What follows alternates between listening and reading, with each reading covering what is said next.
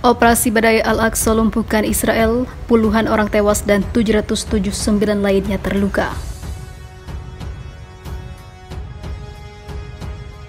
Attacks by Hamas terrorists that are trying to approach the fence, trying to get into Israel, trying to swim or to use boats and beach into Israel.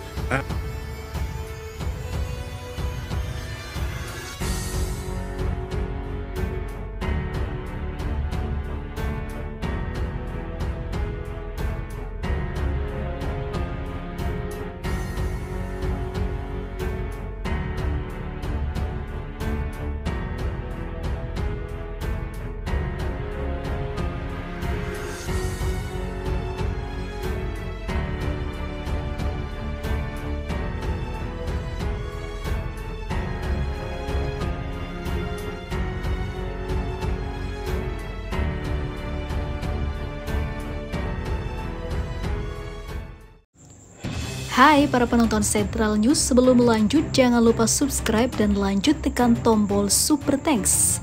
Tombol Super Thanks ada di atas tombol subscribe. Jika Anda ingin mensupport channel kami menyajikan berita yang paling Anda tunggu-tunggu. Terima kasih.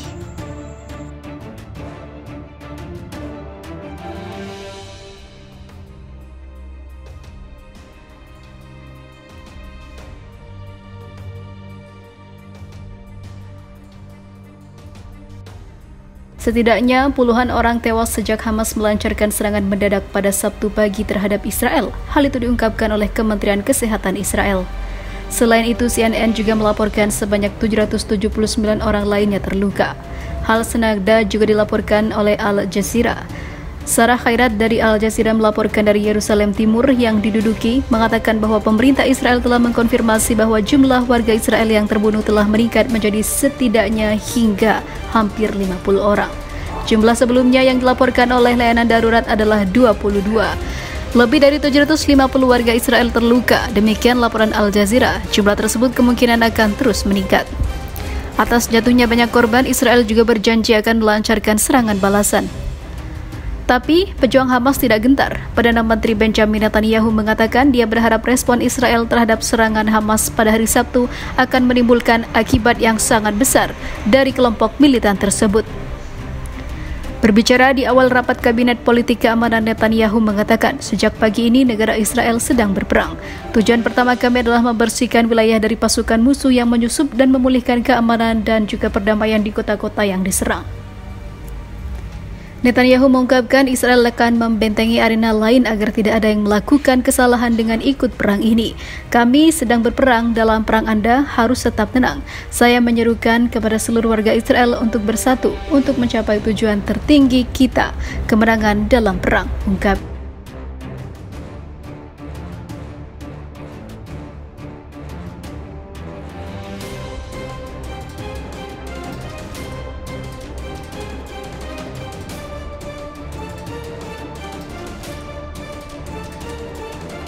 Israel menempati urutan ke-18 sebagai militer terkuat di dunia versi Global Firepower. Tapi tidak dipungkiri jika tentara Israel dianggap manja dan lemah. Kelemahan tentara Israel terbukti ketika 3 prajuritnya ditembak oleh seorang petugas kepolisian perbatasan Mesir. Selain itu, kabar yang beredar banyak tentara Israel menolak bertugas di wilayah perbatasan. Padahal, Tentara Pertahanan Israel atau IDF memiliki 173.000 prajurit, 465.000 tentara cadangan. Mereka memiliki 241 pesawat tempur dan 26 helikopter perang. IDF juga mengoperasikan 2.200 tank ditambah dengan 7 korvet dan 45 kapal patroli dengan dukungan 5 kapal selam. Tidak bisa disangkal, teknologi militer Israel memang mendapatkan pujian, tapi kualitas tentaranya masih banyak analis yang mempertanyakan. Berikut adalah 5 kelemahan tentara Israel itu menjadi titik fatal ketika berhadapan dengan para pejuang Palestina. 1. Tidak dipercaya rakyat Israel. Terlepas dari peralatan militer yang dimiliki IDF sangatlah canggih, tapi banyak rakyat Israel sesekali terdengar memperingatkan tentang apa yang mereka sebut sebagai bencana yang menunggu pasukan pertahanan Israel.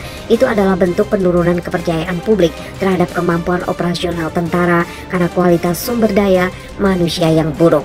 Kenapa? Kualitas tentara IDF tidak bisa mengimbangi kurangnya kesiapan tempur prajuritnya, kata Adnan Abu Amer, pakar sejarah Palestina dilansir Middle East Monitor.